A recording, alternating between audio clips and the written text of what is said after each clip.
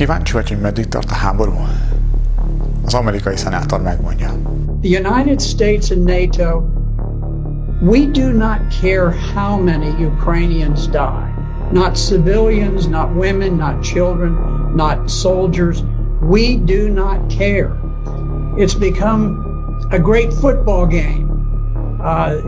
We've got our team, they've got our team, rah, rah. We want to get the biggest score and run it up.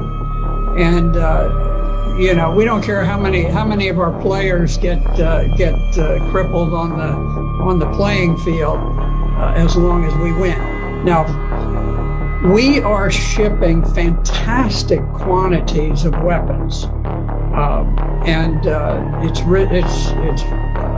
caused the stock of Raytheon, which creates missiles, and Northrop Grumman, which creates aircraft and so forth, and missiles. All of these defense industries have become tremendously bloated with tax dollars.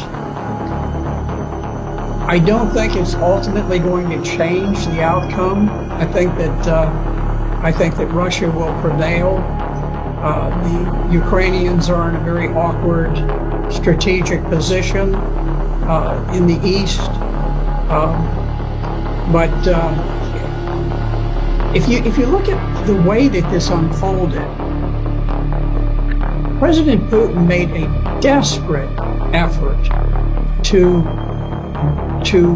stop the march towards war. Back in December of 2021, he went so far as to put specific written proposals on the table with NATO, peace proposals, to defuse what was coming about. Because at this point, Ukraine was massing troops to attack the Donbass. So he was trying to head this off. He didn't want war. And NATO just blew it off, just dismissed it, never took it seriously, never went into serious negotiations. At that point, Putin, seeing that armed Ukrainians with weapons to kill Russian troops were literally on their borders, decided he had to strike first. Now, you can see that this was not some pre-planned attack. This was not like Hitler's attack into Poland, where the standard rule of thumb is that you always have a 3-to-1 advantage when you are the attacker. You have to mass 3 times as many tanks and artillery and planes and men as the other side has.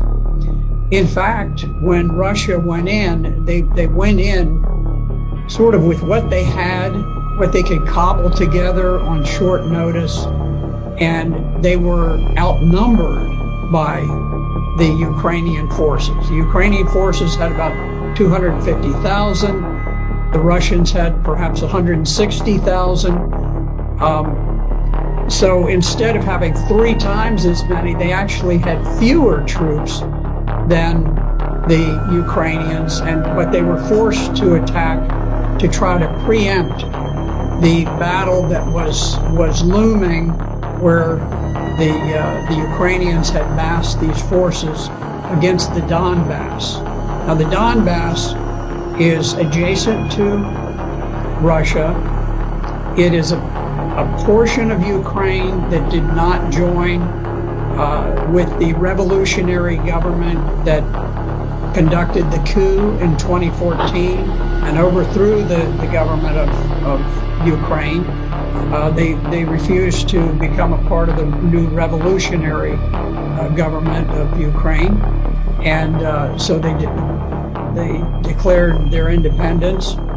And Ukraine had massed this enormous army to attack against the Donbass. And so Russia was forced to go in to preempt that planned attack by Ukraine. And you could see that Russia very much hoped that they could conduct this special operation without unduly causing casualties for the Ukrainians, because they think of the Ukrainians, or at least they did think of the Ukrainians as brother Slavs, that they wanted to have good relations.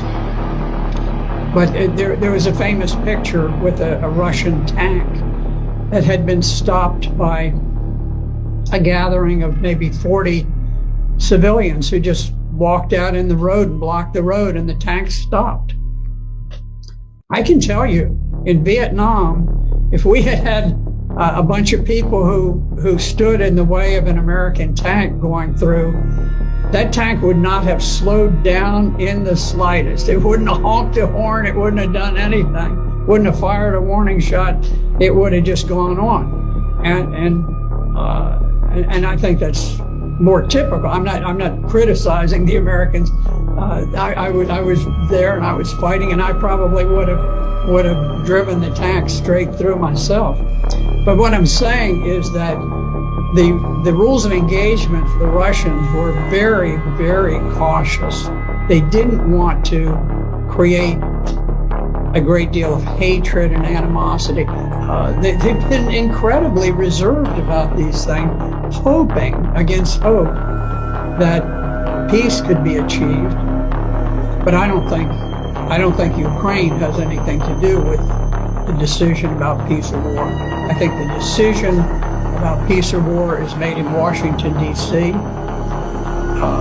As long as we want the war to continue, we will fight that war using Ukrainians as proxies, and we will fight it to the last Ukrainian death.